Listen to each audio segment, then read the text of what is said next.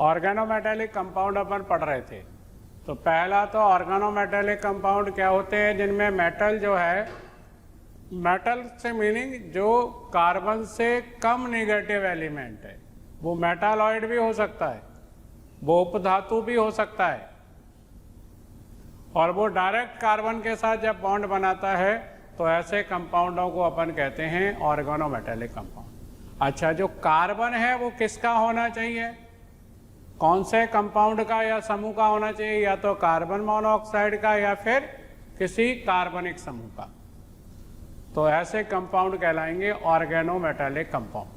तो इनको पहचानना अपने को आना चाहिए, मैंने आपको कुछ एग्जांपल दिए थे। अब इनका वर्गीकरण, कार्बधात्विक यौगिकों का वर्गीकरण, तो ये 3 प्रकार के देखे गए हैं। पहले सिग्मा बंधित कार्बधात्विक यौगिक यानी ऑर्गेनोमेटेलिक कंपाउंड। तो जब कोई धातु परमाणु या कोई ऐसा परमाणु जिसकी नेगेटिविटी कार्बन से कम है, वो एल्काइल समूह के साथ, एल्काइल या एल्किल समूह के साथ बंध बनाता है, तो ऐसे कार्बधात्विक यौगिकों को क्या कहते हैं अपन, सिग्मा बंधित कार्बधात्विक यौगिक। तो जब धातु परमाणु एल्किल समूह के कार्बन के साथ बंध बनाता है तो ये कहलाते हैं सिग्मा बॉन्डेड कार्बधात्विक यौगिक। सिग्मा बॉन्ड बनेगा इसमें। उदाहरण देखो, C2H5 का होल ट्वाइस Zn, क्या कहते हैं इसको, डाई इथाइल जिंक। तो कार्बन जिंक के साथ कौन सा बॉन्ड बनाएगा, सिग्मा बॉन्ड। तो ये सिग्मा बॉन्डेड कार्बधात्विक यौगिक हुआ। इसको फ्रैंकलैंड रिएजेंट कहते हैं, Frankland अभिकर्मक। Tetra ethyl lead,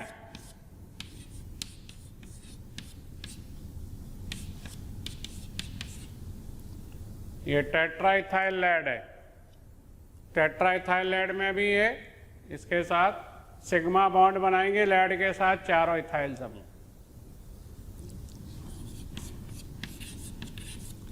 Al2CH3 का होल 6, AlCH3 का द्विलक है ये, AlCH3 का होल थ्राइस का द्विलक है। इसमें कार्बन ब्रिज बॉन्ड बनता है, 3 सेंटर 2 इलेक्ट्रॉन बॉन्ड बनता है, और एल्यूमिनियम और मिथाइल समूह के बीच में सिग्मा बॉन्ड भी बनता है। चौथा उदाहरण, ग्रिगनार्ड अभिकर्मक।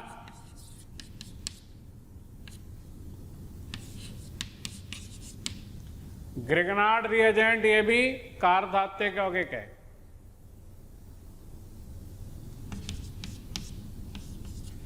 डाईइथाइल कैडमियम ये भी कार्बधात्विक यौगिक होता है, सिग्मा बॉन्डेड कार्बधात्विक यौगिक है ये। गिलमान रिएजेंट,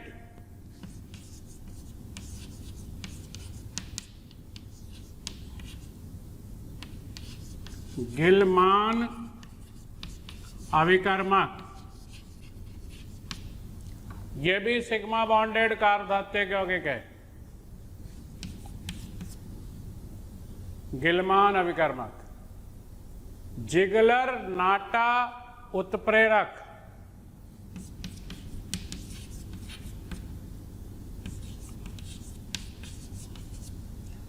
टाइटेनियम टेट्राक्लोराइड और ट्राई एल्काइल एल्यूमिनियम या ट्राई इथाइल एल्यूमिनियम, एल्काइल समूह कोई भी ले सकते हो, इसको बोलते हैं जिगलर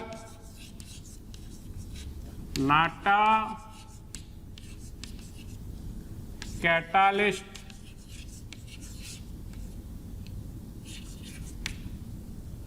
तो ये सभी सिग्मा बॉन्डेड है, यानी जब कोई धातु या कोई ऐसा परमाणु जिसकी निगेटिविटी कार्बन से कम है, वो किसी भी एल्काइल समूह के साथ अगर बंध बनाता है तो वो कहलाएगा सिग्मा बॉन्डेड कार्बोधात्विक यौगिक। पाई बॉन्डेड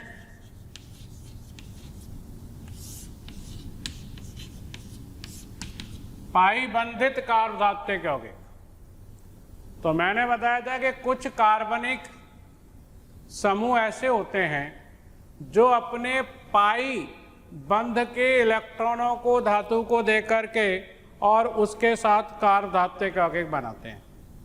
इन्हें अपन कहते हैं पाई डोनर लिगेंड, पाई दाता लिगेंड।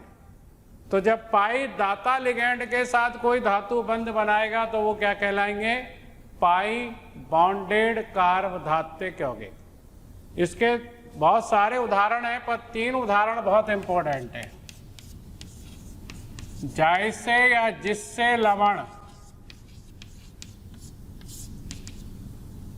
फॉर्मूला इसका होता है KPtCl3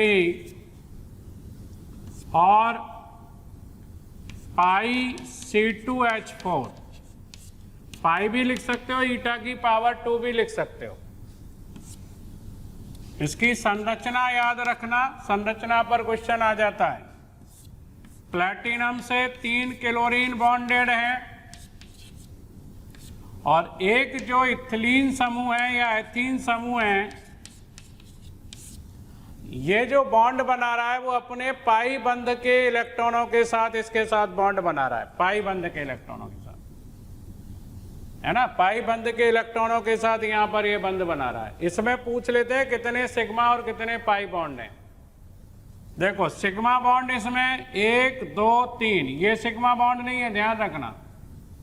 ये तो पाई बॉन्ड के इलेक्ट्रॉनों के द्वारा बॉन्ड बन रहा है।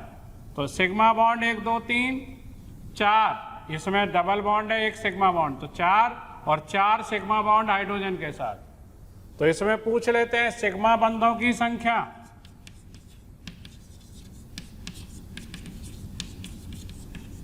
इसमें सिग्मा बंधों की संख्या है 8।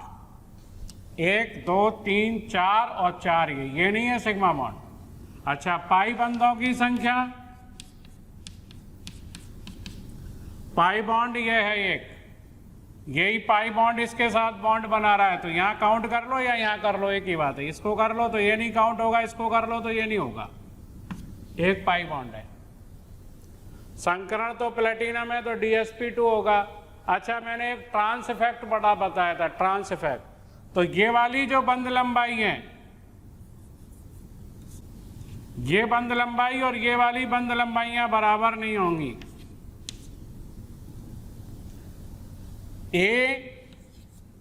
ये वाली प्लेटिनम क्लोरीन बंध लंबाई बराबर नहीं होगी, B और C बराबर होंगी। तो एक तो ये जायसे या जिससे लवण, दूसरा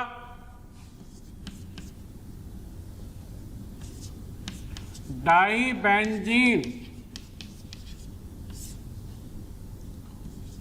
क्रोमियम,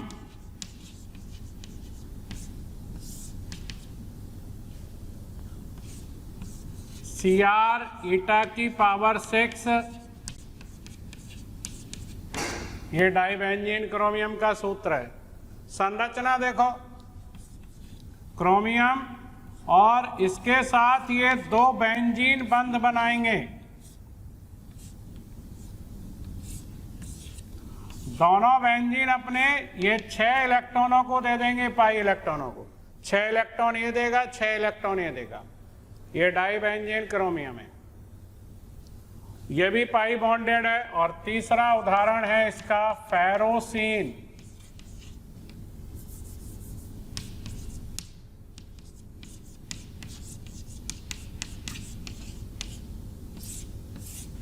फेरोसीन, फेरोसीन का फॉर्मूला होता है Fe और ईटा की पावर 5 C5H5 का होल ट्वाइस। फेरोसीन में ये साइक्लोपेंटाडाइनिल ऋणायन और एक नीचे लिखेंगे, 2 अणु हैं इसके साइक्लोपेंटाडाइनिल रेनाइन के, और बीच में आयरन +2 है, ये 6 इलेक्ट्रॉन देगा और ये 6 इलेक्ट्रॉन देगा। यहाँ पर भी ये 6 इलेक्ट्रॉन देते हैं। ये कितने इलेक्ट्रॉन दे रहा है? 6। ये भी 6 इलेक्ट्रॉन दे रहा है। ये यहाँ पर 6 इलेक्ट्रॉन डोनेट कर रहा है, ये भी 6 इलेक्ट्रॉन डोनेट कर रहा है।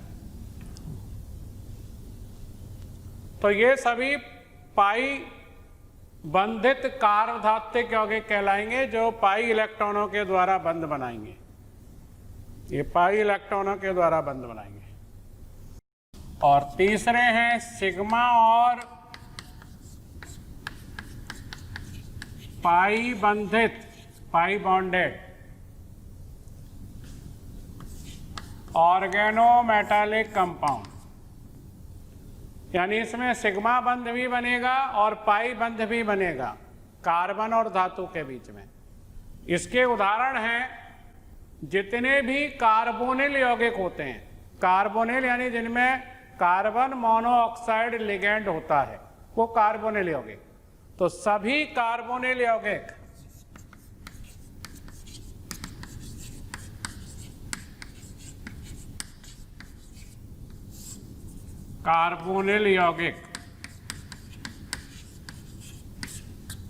सिग्मा और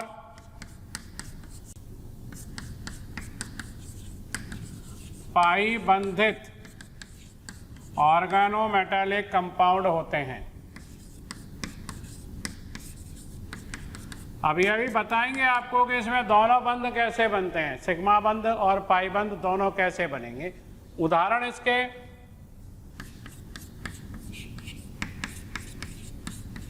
nickel tetra carbonyl, chromium hexa carbonyl,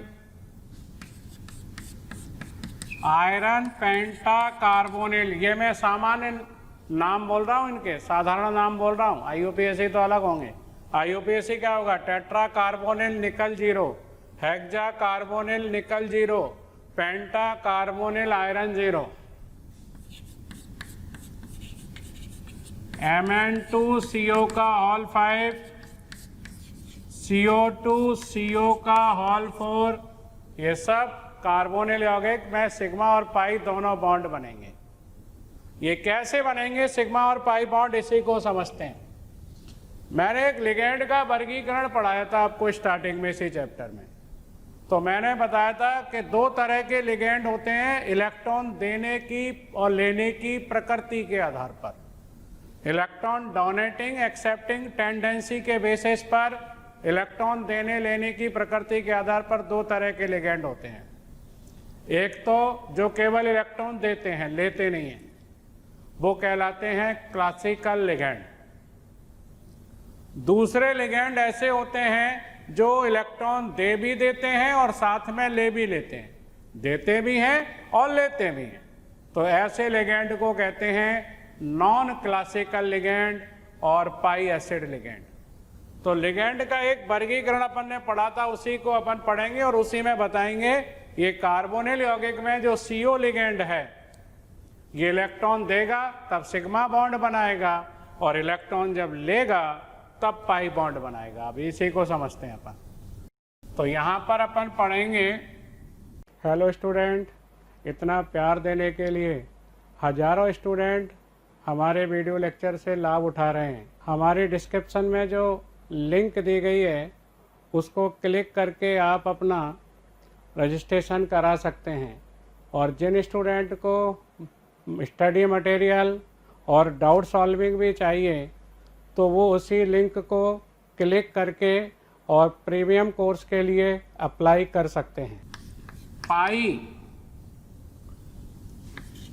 acid ligands, पाई अम्ल लिगेंड या नॉन क्लासिकल लिगेंड्स और सिनर्जिक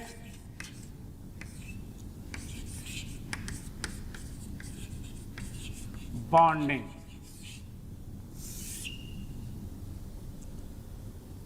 तो ये लिगेंड कौन से होते हैं? सारे नहीं होते, कुछ लिगेंड ऐसे होते हैं जो अपने लॉन पेयर को देने के साथ साथ धातु आयन के लॉन पेयर को ले भी लेते हैं। जो लॉन पेयर देने के साथ साथ धातु आयन से लॉन पेयर ले भी लेते हैं।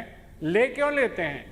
इन लिगेंडों के पास रिक्त डी या रिक्त पाई star anti bonding molecular orbital होता है, इसलिए ये धातु आयन के पूरे भरे हुए डी कक्षक से अपने रिक्त कक्षक में इलेक्ट्रॉन ले लेते हैं अतिव्यापन के द्वारा।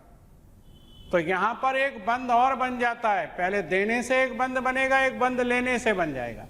तो लेने से जो बंध बनेगा उसे कहते हैं सिनर्जिक बॉन्डिंग। अच्छा, जब ये लिगेंड इलेक्ट्रॉन ले रहे हैं तो लेने वाला एसिड और पाई बंध बनेगा, इसलिए पाई एसिड लिगेंड। अच्छा, लिगेंड का काम वैसे तो इलेक्ट्रॉन देने का है, देने वाला क्लासिकल, लेकिन दे रहा है और ले रहा है तो क्लासिकल नहीं रहा, नॉन क्लासिकल। तो कुछ लिगेंड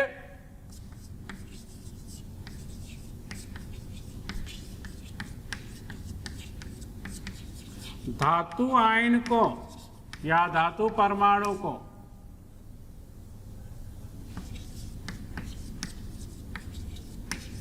इलेक्ट्रॉन देने के साथ साथ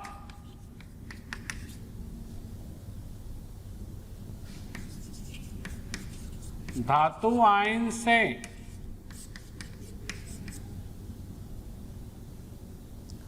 पश्य बंधन द्वारा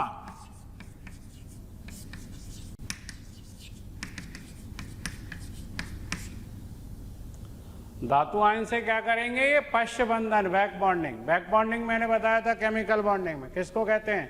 जब एक पूरे भरे हुए और एक खाली कक्षक के बीच पार्श्ववर्ती अतिव्यापन होता है, जब एक फुलफिल्ड और एक वैकेंट ऑर्बिटल में साइड वाइज ओवरलैपिंग होती है, तो इसे पश्य बंधन कहते हैं।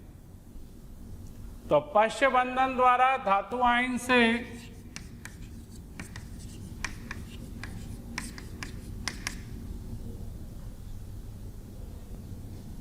इलेक्ट्रॉन ग्रहण भी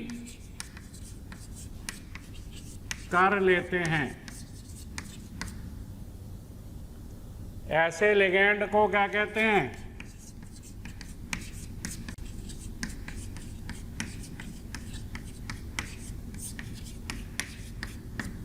ऐसे लिगेंडों को पाई अम्ल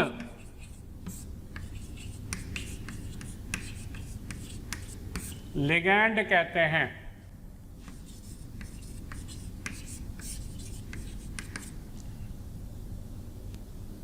अच्छा, यहां पर जो पाई अम्ल लिगेंड हैं वो कौन से होंगे?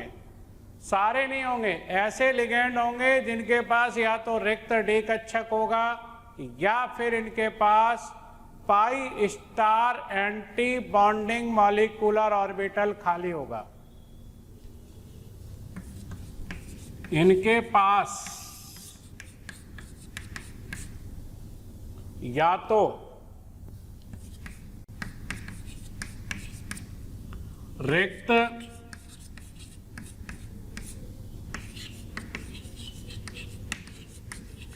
डी ऑर्बिटल होगा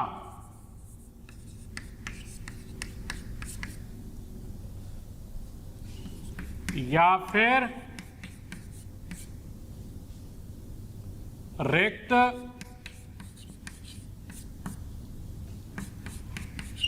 पाई star anti bonding molecular orbital होगा।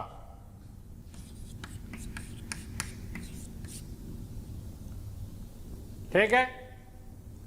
अच्छा, जितने भी पाई डोनर लिगेंड हैं वो पाई एक्सेप्टर भी होते हैं, यानी जितने पाई इलेक्ट्रॉनों को डोनेट करके बंध बनाते हैं वो सभी लिगेंड इलेक्ट्रॉन ग्रहण करके भी पाई बंध बनाते हैं। अच्छा, पश्च बंधन किसके इसके बीच में होता है?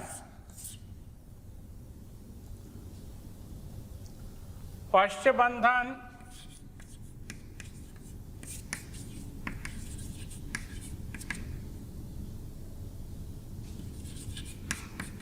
धातु आयन के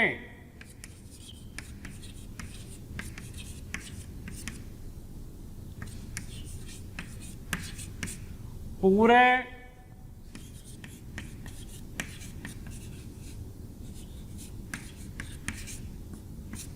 भरे हुए कक्षक और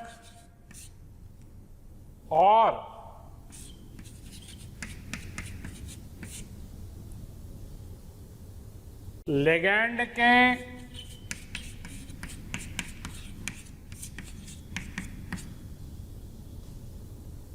रिक्त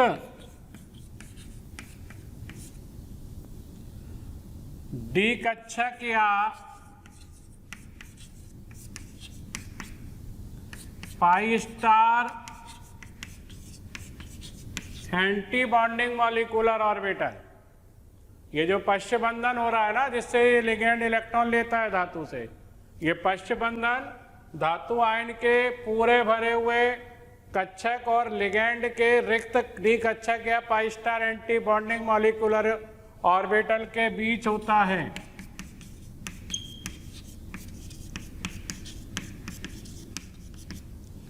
जब लगा दो यहां,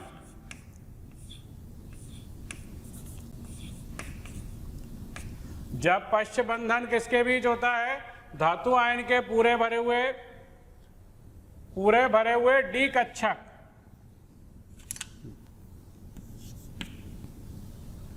और लिगैंड के रिक्त डी कक्षक या पाई star anti bonding molecular orbital के बीच होता है, तब इसे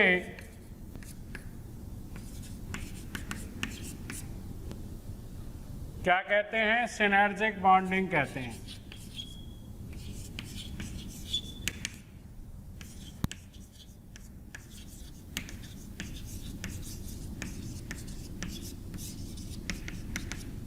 ये सिनर्जिक बॉन्डिंग कहलाएगी। और ऐसे लिगैंड जो ये पश्च बंधन करेंगे या धातु आयन से इलेक्ट्रॉन लेंगे, वो पाई एसिड लिगैंड कहलाएंगे। सिनर्जिक बॉन्डिंग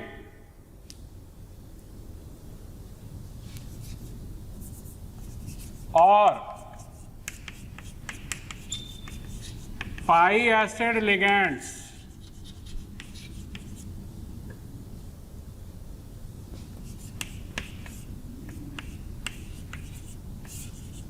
निम्न दो प्रकार के होते हैं।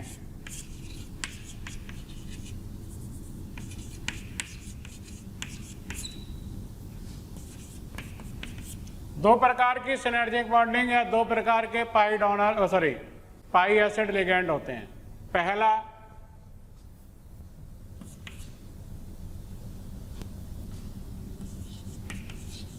सिग्मा डोनर यानी सिग्मा दाता and pi acceptor. Sigma donor यानी सिग्मा दाता और पाई एक्सेप्टर यानी पाई ग्राही लिगैंड।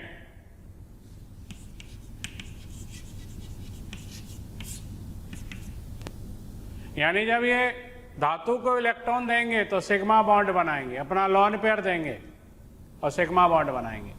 कोऑर्डिनेट बॉन्ड बनेगा पहले, लिगैंड का पूरा भरा और धातु का खाली कक्षक। जैसे ये लिगैंड है और ये मेटल है, तो पहले जब ये लिगैंड इसको लोन पेयर देंगे तो कौन सा बॉन्ड बनाएंगे? ये सिग्मा। और धातु से अगर लोन पेयर लेंगे तो कौन सा बॉन्ड बनाएंगे? पाई। उदाहरण CO, कार्बन अपना लोन पेयर देगा और मेटल से ये अपने खाली यानी रिक्त, डी तो होगा नहीं इस पे खाली, इस पर खाली कौन सा होगा? ये डबल बॉन्ड है ना, इसमें ट्रिपल बॉन्ड है ना, इसमें दो पाई बॉन्ड है, तो पाई स्टार एंटी बॉन्डिंग खाली होगा तो उसमें इलेक्ट्रॉन लेगा ये। CN- इसमें भी पाई स्टार एंटी बॉन्डिंग खाली है। NO2 प्लस, इसमें भी पाई स्टार एंटी बॉन्डिंग खाली है। NO प्लस, इसमें भी पाई स्टार एंटी बॉन्डिंग खाली है।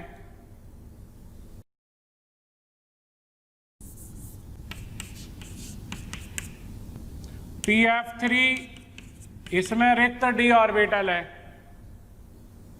तो ये सभी कैसे लिगेंड हैं? सिग्मा डोनर है और पाई एक्सेप्टर है। इनके पास pi star pi star pi star vacant है और इसके पास d ऑर्बिटल वैकेंट है। अच्छा, ये कभी भी पाई एसिड लिगेंड नहीं होंगे। कौन? H माइनस, क्योंकि H माइनस में ना तो वैकेंट d ऑर्बिटल है इलेक्ट्रॉन लेने के लिए, ना ही pi star anti bonding vacant है। H2O, ऑक्सीजन पर ना तो पाई स्टार एंटी बॉन्डिंग है क्योंकि पाई बॉन्ड ही नहीं है, डबल बॉन्ड ही नहीं है, और ना d ऑर्बिटल होता है। NH3, NH2 minus, CH3 minus. प्यारे बच्चों, हमें रोज हजारों की संख्या में ऐसी रिक्वेस्ट आ रही हैं कि सर इस टॉपिक का वीडियो बना करके डालें, सर इसे समझाएं। तो इसके लिए आपसे रिक्वेस्ट है कि आप हमारे YouTube चैनल को सब्सक्राइब करें और हमारे बेल आइकन को भी हिट करें ताकि आपसे कोई भी नोटिफिकेशन छूटे नहीं। हम ऐसा इसलिए कह रहे हैं कि बच्चे जिस टॉपिक की डिमांड कर रहे हैं उन टॉपिक से रिलेटेड वीडियो लेक्चर हमने पहले से ही डाल रखे हैं। आप हमारी साइट पर जाएं और उन वीडियो को आप आसानी से देख सकते हैं। O2 में जो पाई star anti bonding molecular orbital होते हैं वो खाली नहीं है, उनमें एक एक इलेक्ट्रॉन होता है, तो ये भी पाई एसिड लिगेंड नहीं होगा। O2 2 माइनस भी नहीं होगा क्योंकि पाई स्टार एंटी बॉन्डिंग पूरा भरा हुआ है, दो दो इलेक्ट्रॉन आ जाएंगे। तो ये जो मैंने एग्जाम्पल लिखे हैं ये पाई एसिड लिगेंड नहीं होंगे, सिनर्जिक बॉन्डिंग नहीं करेंगे क्योंकि इनके पास ना तो d ऑर्बिटल खाली है ना पाई स्टार एंटी बॉन्डिंग खाली है। तो पहली सिनर्जिक बॉन्डिंग अपन पढ़ाएंगे कार्बन मोनोऑक्साइड और धातु के बीच में पढ़ेंगे। कार्बोनिल कंपाउंड में सिनर्जिक बॉन्डिंग,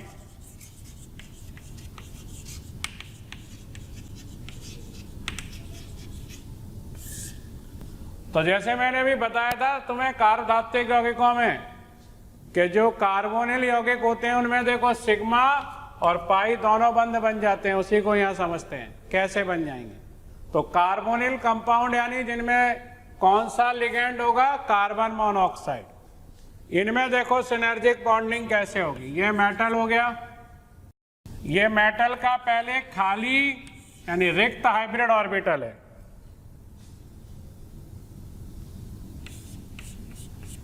ये कार्बन मोनोऑक्साइड हो गया, और ये इसका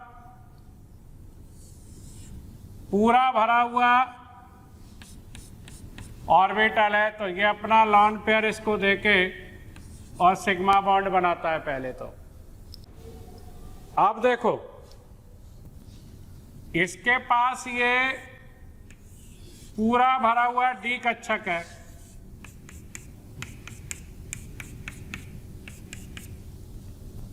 ये पूरा भरा या भरा हुआ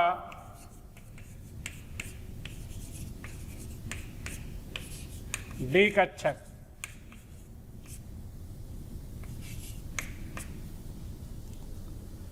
इसके पास ये रिक्त जो है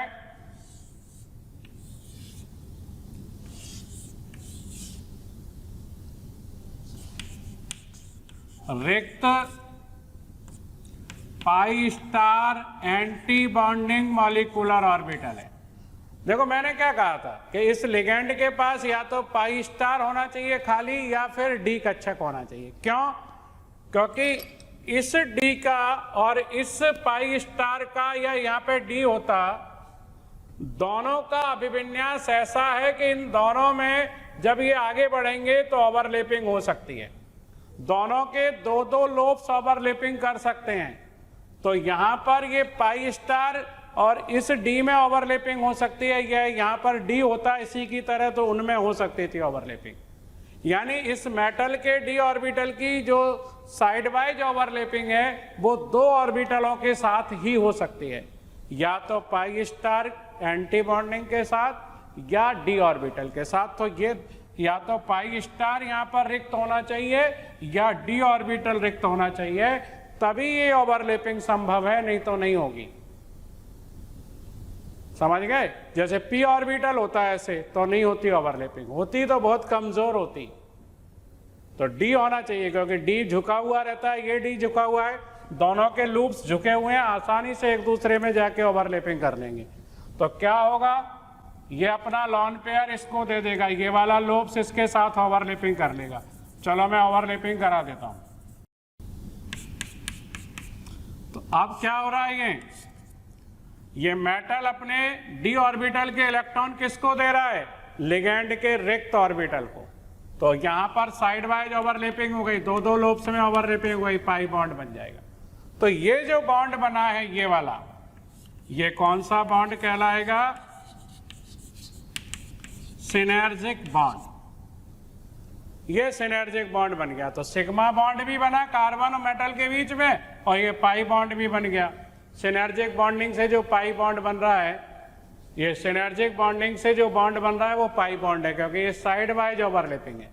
और एक फुलफिल्ड ऑर्बिटल यानी एक पूरा भरा और एक रिक्त ऑर्बिटल के बीच ओवरलैपिंग हो रही है, इसलिए इसको बोलते हैं पश्च बंधन, बैक बॉन्डिंग।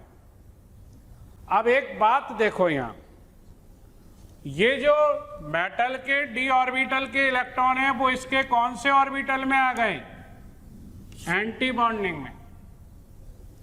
अब एंटी बॉन्डिंग में जब इलेक्ट्रॉन आ जाते हैं तो बॉन्ड ऑर्डर क्या होती है, कम हो जाती है, बॉन्ड ऑर्डर घट जाती है। तो बंध लंबाई क्या होगी इसकी, कार्बन ऑक्सीजन बॉन्ड की। जैसे बॉन्ड ऑर्डर निकालने का ये फॉर्मूला होता है, N B minus N A बटे 2। एन ए मतलब एंटी बॉन्डिंग में इलेक्ट्रॉन ये। तो अगर एंटी बॉन्डिंग में आप इलेक्ट्रॉन बढ़ा दोगे तो बॉन्ड ऑर्डर क्या होगी, कम हो जाएगी, बॉन्ड लेंथ बढ़ जाएगी। तो यहां पर यही तो हुआ, एंटी बॉन्डिंग में इलेक्ट्रॉन बढ़ गए तो ये वाली जो बॉन्ड ऑर्डर है वो कम हो जाएगी, कार्बन ऑक्सीजन की बॉन्ड ऑर्डर कम हो जाएगी, बॉन्ड लेंथ बढ़ जाएगी। और ये वाली बॉन्ड ऑर्डर मेटल कार्बन की मैं बॉन्ड ऑर्डर, ये वाली बॉन्ड ऑर्डर क्या होगी, मेटल कार्बन की। यानी यहां लिख देते हैं मेटल कार्बन की बॉन्ड ऑर्डर बढ़ जाएगी, क्योंकि यहां पर पहले सिंगल बॉन्ड था अकेला, अब एक पाई बॉन्ड और बन गया। सिंगल बॉन्ड और एक पाई बॉन्ड और बन गया, पाई बॉन्ड बन गया मतलब बॉन्ड डबल हो गया, बॉन्ड ऑर्डर बढ़ गई। तो मेटल कार्बन की बॉन्ड ऑर्डर बढ़ जाएगी, बॉन्ड एनर्जी भी बढ़ जाएगी और बॉन्ड लेंथ घट जाएगी। और यहां पर कार्बन ऑक्सीजन की बॉन्ड ऑर्डर क्यों घट जाएगी, बॉन्ड ऑर्डर 3 होती है वैसे तो, लेकिन कार्बोनिल यौगिकों में ये बॉन्ड ऑर्डर घट जाती है। क्यों? क्योंकि ये जो इलेक्ट्रॉन जा रहे हैं मेटल के वो इसके कौन से ऑर्बिटल में जा रहे हैं, इसके एंटी बॉन्डिंग में जा रहे हैं। तो एंटी बॉन्डिंग में इलेक्ट्रॉन बढ़ गए, Na का मतलब एंटी बॉन्डिंग में इलेक्ट्रॉन, एंटी बॉन्डिंग में इलेक्ट्रॉन बढ़ गए, इसलिए इसकी बॉन्ड ऑर्डर घट जाएगी, इसकी बॉन्ड लेंथ बढ़ जाएगी, बॉन्ड एनर्जी और बॉन्ड स्ट्रेंथ भी घट जाएगी। कार्बन ऑक्सीजन बॉन्ड लेंथ की बात करें अपन, कार्बन ऑक्सीजन बॉन्ड लेंथ की बात करें तो ये बॉन्ड लेंथ होती है 1.128 एंगस्ट्रॉम। परंतु कार्बोनिल यौगिकों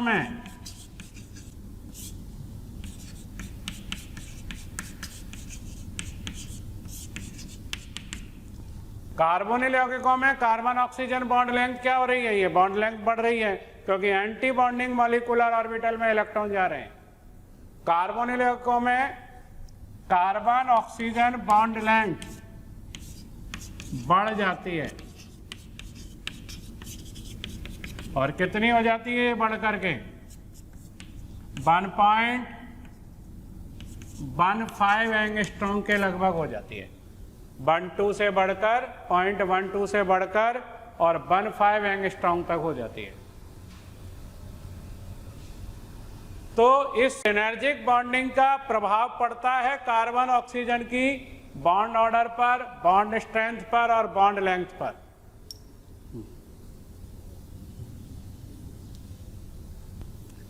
अब इस सिनर्जिक बॉन्डिंग को यानी इस बॉन्डिंग को प्रभावित करने वाले कारक कौन कौन से हैं? अगर बताओ ये वाली बॉन्डिंग ज्यादा स्ट्रांग होती है यानी ज्यादा मात्रा में इलेक्ट्रॉन देता है, जितनी ज्यादा मात्रा में इलेक्ट्रॉन देगा इसके एंटी बॉन्डिंग में, ये बॉन्ड ऑर्डर ज्यादा घटेगी, ये बॉन्ड लेंथ ज्यादा बढ़ेगी। तो सिनर्जिक बॉन्ड स्ट्रेंथ पर डिपेंड करेगी मेटल कार्बन की बॉन्ड स्ट्रेंथ और कार्बन ऑक्सीजन की बॉन्ड स्ट्रेंथ। इसकी बॉन्ड स्ट्रेंथ तो बढ़ जाएगी, इधर घट जाएगी, इधर बॉन्ड ऑर्डर बढ़ जाएगा, इधर घट जाएगा क्योंकि एंटी बॉन्डिंग में इलेक्ट्रॉन जा रहे हैं। इधर बॉन्ड लेंथ घट जाएगी, इधर बॉन्ड लेंथ बढ़ जाएगी। तो देखो मेटल कार्बन बॉन्ड ऑर्डर, ये तो क्या होगी? सिनर्जिक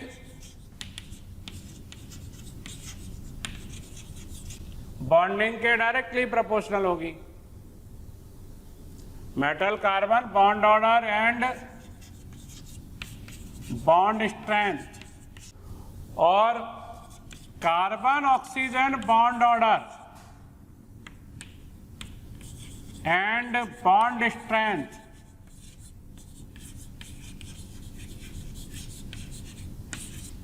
ये सिनर्जिक बॉन्डिंग के इन्वर्सली होगी। अगर आपको हमारे वीडियो पसंद आए तो उन्हें लाइक और शेयर ज़रूर करें ताकि वे ज़्यादा से ज़्यादा ज़रूरतमंद बच्चों तक या स्टूडेंट तक पहुंच सकें। आपके स्नेह और प्यार को देखकर हमारी मोशन की पूरी टीम बहुत ही मोटिवेटेड है और हम प्रयास कर रहे हैं आपके लिए और अच्छे से अच्छे वीडियो बना सकें, क्योंकि जितनी ज़्यादा स्ट्रॉन्ग सिनर्जिक बॉन्डिंग होगी उतनी ज़्यादा एंटी बॉन्डिंग में इलेक्ट्रॉन आएंगे, बॉन्ड ऑर्डर घट जाएगी, बॉन्ड स्ट्रेंथ घट जाएगी, बॉन्ड लेंथ बढ़ जाएगी। तीसरा concept carbon oxygen bond length, ये समानुपाती होगी सिनर्जिक बॉन्ड स्ट्रेंथ के। अब जैसे ये कार्बन ऑक्सीजन बॉन्ड है, इसको खींचना है, इसको खींचना है, तो खींचने के लिए ताकत लगानी पड़ेगी, एनर्जी या फ्रीक्वेंसी की जरूरत पड़ेगी। तो इसको जो खींचने के लिए जो एनर्जी की जरूरत पड़ती है उसे कहते हैं स्ट्रेचिंग एनर्जी या स्ट्रेचिंग फ्रीक्वेंसी, न्यू। अब अगर ये बॉन्ड लेंथ छोटी है, पास है ये, तो बॉन्ड मजबूत होगा और मजबूत होगा तो खींचने के लिए ज़्यादा ताकत लगानी पड़ेगी, ज़्यादा एनर्जी या ज़्यादा फ्रीक्वेंसी की ज़रूरत पड़ेगी। और बॉन्ड लेंथ अगर बड़ी है तो बॉन्ड कमज़ोर होगा, खींचने के लिए कम ताकत लगानी पड़ेगी, कम एनर्जी या कम फ्रीक्वेंसी देनी पड़ेगी। तो ये जो स्ट्रेचिंग फ्रीक्वेंसी है ये कार्बन ऑक्सीजन बॉन्ड लेंथ के क्या होगी? इनवर्सली। बॉन्ड लेंथ बड़ी होगी तो ये फ्रीक्वेंसी कम होगी। कार्बन ऑक्सीजन बॉन्ड लेंथ के ये क्या होगी? इनवर्सली।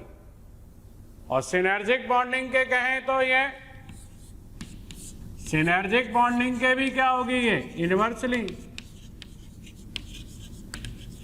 क्यों? क्योंकि carbon oxygen bond length synergic bond length के डायरेक्टली प्रोपोर्शनल है, क्योंकि सिनर्जिक बॉन्डिंग जितनी ज्यादा मजबूत होगी कार्बन ऑक्सीजन बॉन्ड लेंथ ज्यादा होगी, बॉन्ड लेंथ ज्यादा होगी तो स्ट्रेचिंग फ्रीक्वेंसी कम होगी। अपन पढ़ते हैं सिनर्जिक बॉन्डिंग को प्रभावित करने वाले कारक। कौन कौन से कारकों से ये सिनर्जिक बॉन्डिंग प्रभावित होगी? देखो, मेटल इलेक्ट्रॉन दे रहा है यहाँ पर और लिगेंड इलेक्ट्रॉन ले रहा है। मेटल पर इलेक्ट्रॉन का घनत्व ज्यादा होगा या मेटल का जेड इफेक्टिव कम होगा? मेटल का जेड इफेक्टिव कम होगा या मेटल पर इलेक्ट्रॉन घनत्व ज्यादा होगा तो मेटल अच्छा डोनर होगा, और अच्छा डोनर होगा तो सिनर्जिक बॉन्डिंग अच्छी होगी। ऐसे ही लिगेंड पर अगर धनावेश ज्यादा है, इलेक्ट्रॉन की कमी ज्यादा है, तो वो अच्छा एक्सेप्टर होगा, अच्छा ग्राही होगा, ज्यादा आसानी से इलेक्ट्रॉन ले लेगा, सिनर्जिक बॉन्डिंग आसानी से होगी। तो यहां पर जो सिनर्जिक बॉन्ड स्ट्रेंथ है वो धातु आयन पर ऋण आवेश के समानुपाती होगी।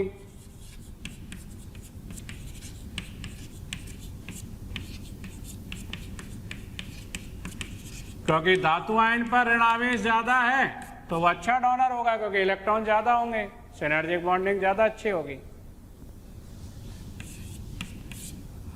धातु आयन पर धनावेश के व्युत्क्रमानुपाती होगी।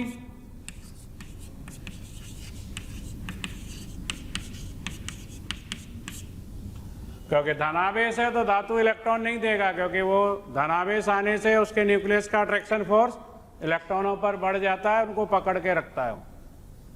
और चलो धनावेश और ऋणावेश नहीं है धातुओं पर, उदासीन ही है सारे, तो फिर जेड इफेक्टिव के व्युत्क्रमानुपाती होगी। क्योंकि जिस धातु का जेड इफेक्टिव ज्यादा होगा वो अपने इलेक्ट्रॉनों को पकड़ के रखेगा, आसानी से नहीं देगा। तो ये तो धातु आयन के नेचर की बात हो गई, आवेश की बात हो गई। और लिगेंड का भी देख सकते हो, लिगेंड पर अगर धनावेश है तो वो ज्यादा आसानी से इलेक्ट्रॉन ले लेगा और सिनर्जिक बॉन्डिंग ज्यादा होगी, यानी ये समानुपाती होगी लिगेंड पर धनावेश के। जैसे यहां पर अपन उदाहरण ले लें, Mn और CO का होल 5 ऋण आयन, एक तो ये ले लिया मैंने, एक ले लिया FeCO का होल 5 और एक ले लिया CO का होल 5 धन आयन। अब इसमें धातु पर ऋणावेश है तो ये अच्छा डोनर होगा, और इस पर धातु पर धनावेश है तो ये अच्छा डोनर नहीं होगा, और उदासीन तो बीच में आ ही गया। तो इधर जाने पर जो सिनर्जिक बॉन्ड स्ट्रेंथ है, सामर्थ्य जो है सिनर्जिक बॉन्ड की, वो घट जाएगी। तो कार्बन ऑक्सीजन की बॉन्ड ऑर्डर कहें, अब ये सिनर्जिक बॉन्डिंग ज्यादा करेगा, एंटी बॉन्डिंग में ज्यादा इलेक्ट्रॉन देगा तो यहाँ बॉन्ड ऑर्डर कम होगी, ये एंटी बॉन्डिंग में कम इलेक्ट्रॉन देगा तो यहाँ बॉन्ड ऑर्डर ज्यादा होगी, तो बॉन्ड ऑर्डर बढ़ जाएगी। कार्बन ऑक्सीजन बॉन्ड स्ट्रेंथ ये भी बढ़ जाएगी। कार्बन ऑक्सीजन बॉन्ड की जो स्ट्रेचिंग फ्रीक्वेंसी है, खींचने की तनन सामर्थ्य, स्ट्रेचिंग फ्रीक्वेंसी बढ़ जाएगी, और कार्बन ऑक्सीजन की बॉन्ड लेंथ यहां पर घट जाएगी। इसमें कार्बन ऑक्सीजन बॉन्ड लेंथ सबसे ज्यादा होगी, इसमें कम, सबसे कम इसमें। जो दूसरे प्रकार के पाई एसिड लिगेंड होते हैं वो कौन से होते हैं? पाई डोनर और पाई एक्सेप्टर, यानी अपने पाई बॉन्ड के इलेक्ट्रॉन को डोनेट करके पहले बॉन्ड बनाएंगे और फिर सिनर्जिक बॉन्डिंग करेंगे, तब भी पाई बॉन्ड बनेगा। तो ये कहलाते हैं पाई दाता यानी डोनर, एवं पाई ग्राही यानी एक्सेप्टर। पाई दाता, पाई ग्राही, लिगेंड।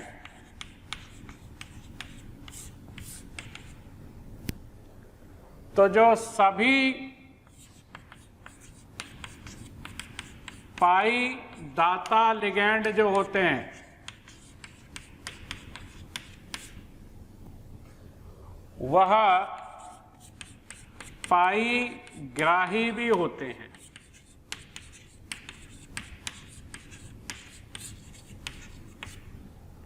सभी पाई दाता लिगैंड पाई ग्राही भी होते हैं।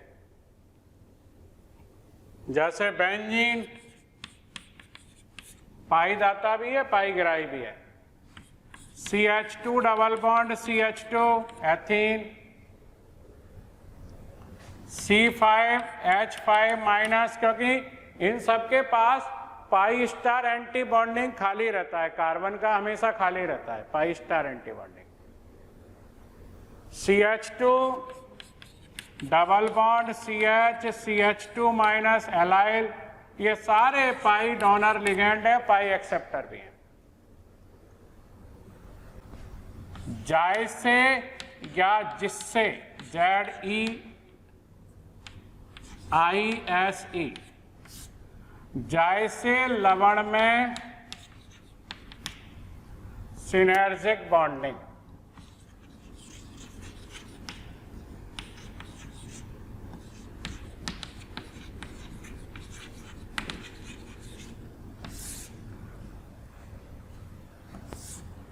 अभी मैंने फॉर्मूला लिखा था K plus PtCl Cl Cl CH2 CH2। अच्छा, ये क्या करता है, अपने पाई बॉन्ड के इलेक्ट्रॉनों को देता है और साथ में इलेक्ट्रॉन ले भी लेता है सिनर्जिक बॉन्डिंग से, ये माइनस। तो ये प्लैटिनम और इस CH2 CH2 के बीच में होगी सिनर्जिक बॉन्डिंग।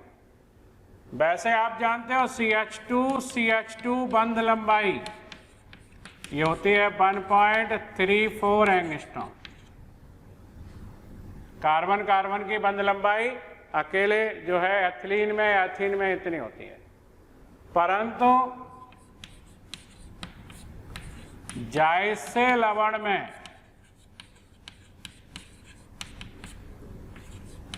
यह बंध लंबाई बढ़ जाती है। और कितनी हो जाती है बढ़कर? कार्बन कार्बन की बंध लंबाई यहाँ 1.37 एंगस्ट्रॉम। क्यों बढ़ जाएगी? क्योंकि इसके डी ऑर्बिटल के इलेक्ट्रॉन इसके एंटी बॉन्डिंग ऑर्बिटल में जाएंगे। जब एंटी बॉन्डिंग में जाएंगे तो ये वाली जो आपको बंध लंबाई दिख रही है, बॉन्ड ऑर्डर क्या होगी? कम हो जाएगी, बंध लंबाई यहाँ बढ़ जाएगी। कैसे होती है देखो सिनर्जिक बॉन्डिंग, यहाँ ये प्लैटिनम और ये आपका CH2 डबल बॉन्ड CH2, ये इसका मैंने पाई जो है मॉलिक्यूलर ऑर्बिटल बना दिया जिसमें इलेक्ट्रॉन है भरा हुआ है। इसका खाली हाइब्रिड ऑर्बिटल अतिव्यापन करेगा और ये इसको इलेक्ट्रॉन दे देगा। पाई डोनर हो गया ये पाई मॉलिक्यूलर ऑर्बिटल ऐसा ही बनता है, दो लोब्स बनते हैं, एक ऊपर एक नीचे।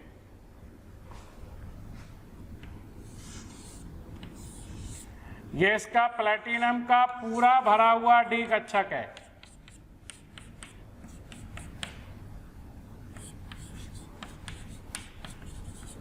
भरा हुआ डी कक्षक,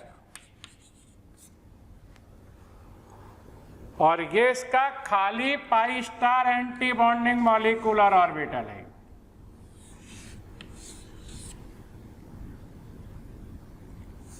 अब धातु इलेक्ट्रॉन दे रहा है इसको और इलेक्ट्रॉन दे करके यहां पाई बंद बना रहा है। ये रिक्त क्या है?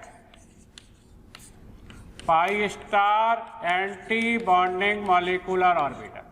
तो देखो कहां आ गए इलेक्ट्रॉन, इसके एंटी बॉन्डिंग मॉलिक्यूलर ऑर्बिटल में आ गए, CH2 CH2 के में। तो ये वाली जो बॉन्ड ऑर्डर है कार्बन कार्बन की वो कम हो जाएगी, बॉन्ड लेंथ बढ़ जाएगी। बढ़ गई देखो 1.34 से बढ़ के 1.37 हो गई। अच्छा, ये दो बॉन्ड नहीं है ना, पाई बॉन्ड, अच्छा पहले बताए थे पाई बॉन्ड कितने बताए थे, एक ही बताया था ना, इसमें दोबारा लिख लो। इसमें सिग्मा बंधों की संख्या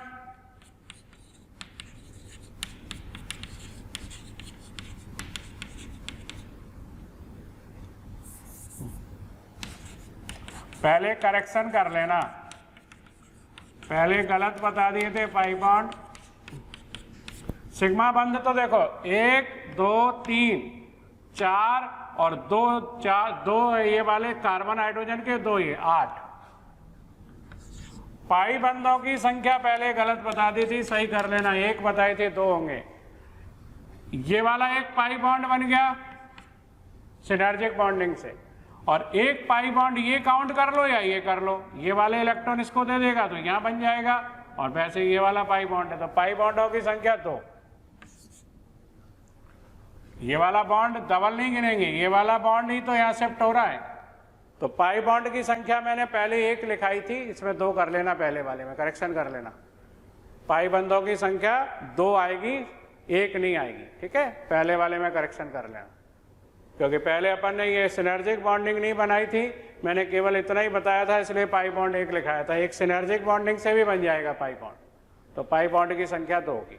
तो ये जायसे लवण में या जिससे लवण में सिनर्जिक बॉन्डिंग हो गई, और ये पाई दाता पाई ग्राही लिगेंड हो गए। ये चैप्टर आपका कोऑर्डिनेशन केमिस्ट्री यानी उपसह संयोजी रसायन खत्म हो गया।